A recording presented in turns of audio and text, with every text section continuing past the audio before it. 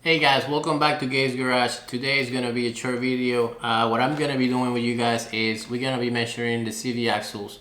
I want to do it with the differential drop kit and without it. And the reason why I want to do this is because I want to see how much angle do they actually decrease on the CV axles, because that's the main point of doing this, is so you can prolong the life of those CV axles. But is it worth it? I mean, I don't know.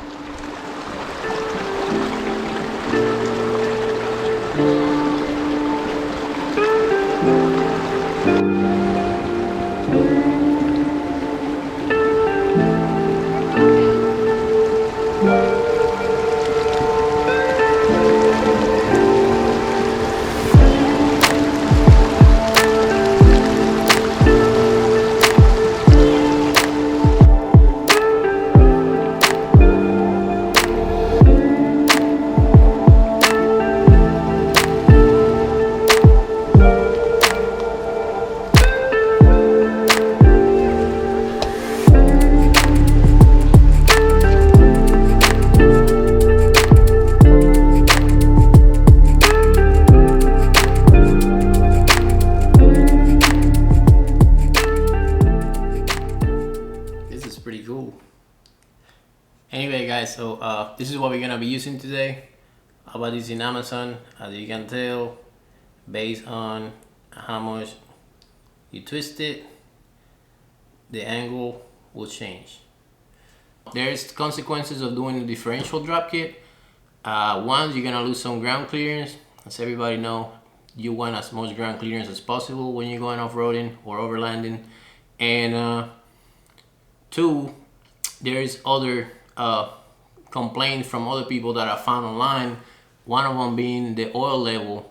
So pretty much when you drop the differential with the spacers, like most people do, you only drop in the front of the differential. So if you drop in 1 inch of it, you really only lowering the CV axles a ½ inch. But how much angle does that give you? I don't know. But the main problem with that is that now all that oil that's supposed to be level on the differential, it rushed to the front. So you're leaving the pinion bearing pretty much dry. Now, I have heard from other people that the pinion bearing will only need to be lubricated with the saturation of the oil. I don't know how much true that is or not. So we're gonna put this on the CV axle first, see how much angle it actually has right now. And then I'm gonna take the differential drop kit off, and we're gonna compare those angles and see how much actual angle it will decrease it.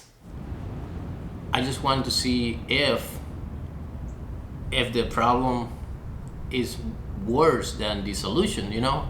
So I will come to a conclusion if I will leave it or take it off.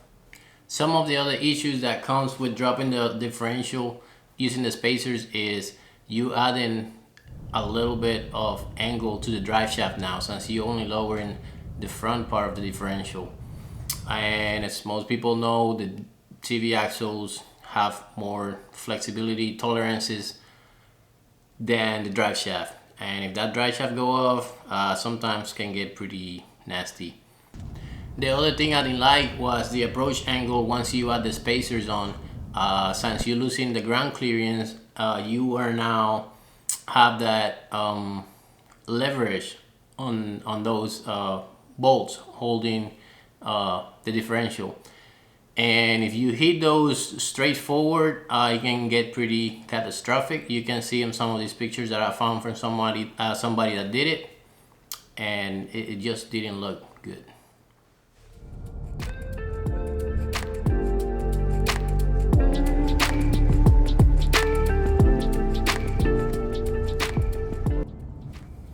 Well guys, there you go.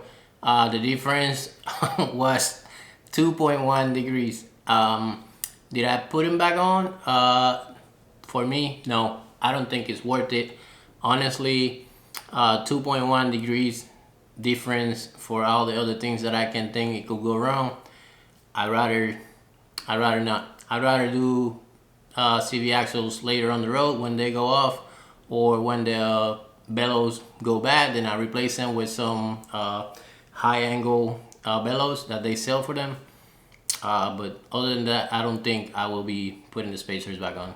So I hope this video helped you out. If you like it, please let me know in the comments, like it, share, and subscribe to the channel. Also, if you have any information on this, please let me know in the comments what you think.